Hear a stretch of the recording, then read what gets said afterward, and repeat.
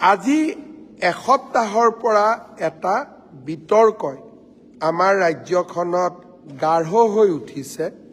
সেয়া হ'ল সদৌ অসম সংখ্যালঘু ছাত্ৰ সন্থা চমুকৈ আমছুৰ সৈতে জড়িত ৰেজাউল কৰিম চৰকাৰ নামৰ এজন যুৱকৰ কংগ্ৰেছ দলত যোগদান। সাধাৰণতে কোনো ব্যক্তিয়ে কংগ্ৰেছ দলত যোগদান কৰিলে আমি আপত্তি নকৰোঁ আৰু ই তেওঁলোকৰ নিজৰ সম্পূৰ্ণ আভ্যন্তৰীণ বিষয়।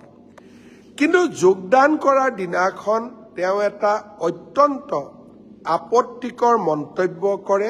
সেয়া হ'ল যে আমি যোৰহাট, শিৱসাগৰ, তিনিচুকীয়াক ধুবুৰী বনাম আৰু আমি ধুবুৰীক শিৱসাগৰ বনাম। ধুবুৰীক শিৱসাগৰ বনালে মোৰ আপত্তি কৰিবলগীয়া একো নাই, কিন্তু ধুবুৰীক কোনোবাই শিৱসাগৰ বনাব পাৰিব নেকি?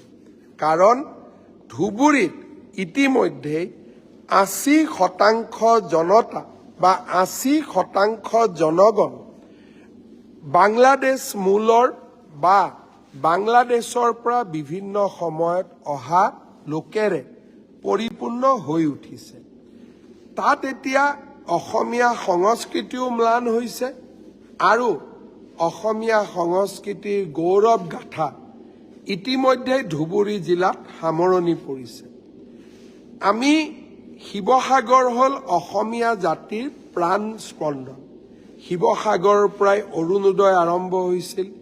অসমীয়া ভাষাৰ নৱজাগৰণ শিৱসাগৰ জিলাৰ পৰাই আৰম্ভণি হৈছিল। স্বৰ্গদেউ চাওলুং চুকাফাই অবিভক্ত শিৱসাগৰ জিলাতেই নিজৰ ৰাজধানী পাতিছিলে।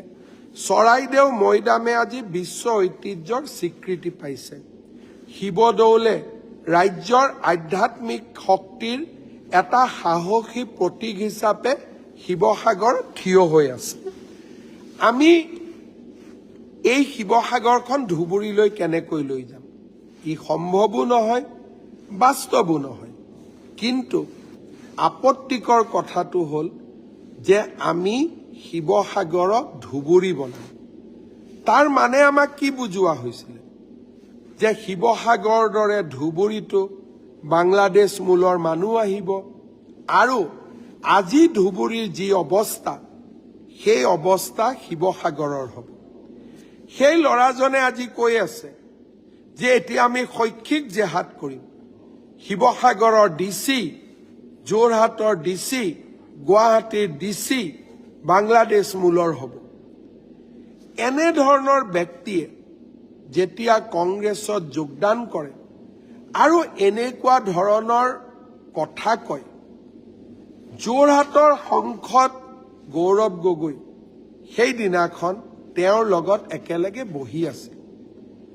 তেওঁ যেতিয়া এই আপত্তিকৰ কথাবোৰ ক'ব আৰম্ভ কৰিছিল, গৌৰৱ গগৈ ডাঙৰীয়াই থিয় হৈ ল'ৰাজনক ক'ব লাগিছিলে যে কংগ্ৰেছৰ মঞ্চত এনেকুৱা কথা ক'ব নাপায় বা এনেকুৱা কথা ক'ব নোৱাৰি, আপুনি এনেকুৱা কথা নক'ব।